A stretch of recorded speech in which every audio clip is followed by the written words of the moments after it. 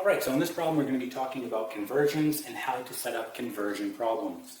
So notice here we have 25 miles per hour and they want us to convert it to kilometers per hour. Now we know the following information. We know that 1 mile is equal to 1.61 kilometers. So what you want to do is write out your original value. So in this case it's going to be 25 miles per hour. So writing that out we get the following. So we get 25 and then we just write it as a fraction, miles over hours, okay? Your next step, set up multiplication followed by a fraction, okay? So now with our fraction, look what we're trying to cancel out. We want our numerator to go from miles to kilometers, okay? So in this case, I want my miles to be on the denominator, so 1 mile, and then equal to 1.61 kilometers, that's going on their numerator. So by doing that, you can see what happens. Our miles will cancel out, and then we're left with kilometers over hours, or kilometers per hour.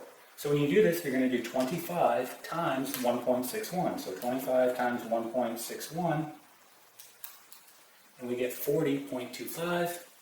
Then divide by 1, and you get the following. So we get 40.25, and this is going to be kilometers per hour. Okay, so there's the conversion. So 25 miles per hour is going to be 40.25 kilometers per hour when you convert it. Okay, let's try another example. All right, so here is our next example. So we're going from 50 gallons per minute to liters per second. Okay, so we know the following. We know that 1 gallon is equal to 3.79 liters, and we know that 1 minute is equal to 60 seconds. So we're going to start with our original value here. Let's go ahead and write it out. So we get 50 gallons per minute. Okay, set up your multiplication, and then your fraction. So let's work on our first conversion. We want to go from gallons to liters. Okay, so again, we know 1 gallon is equal to 3.79 liters. So I'm going to put gallons on the denominator. So 1 gallon and then 3.79 liters. So watch what happens here. Gallons cancels out, and now you're left with liters over minutes. Okay, but again, we want liters over seconds, so set up another multiplication followed by another fraction. Now again, my minutes is on the denominator, so we're going to put 1 minute, and then we're going to have 60 seconds on our denominator. Okay, so minutes now cancels, and now we're left with liters per second.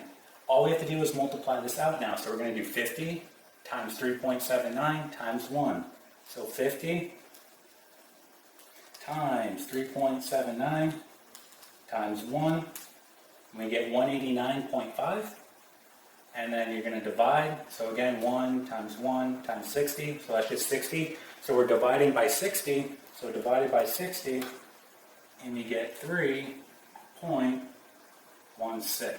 And this is going to be liters per second. Okay, so there's the conversion. So 50 gallons per minute, okay, when we convert it, it's going to be 3.16 liters per second. Okay, and that is it.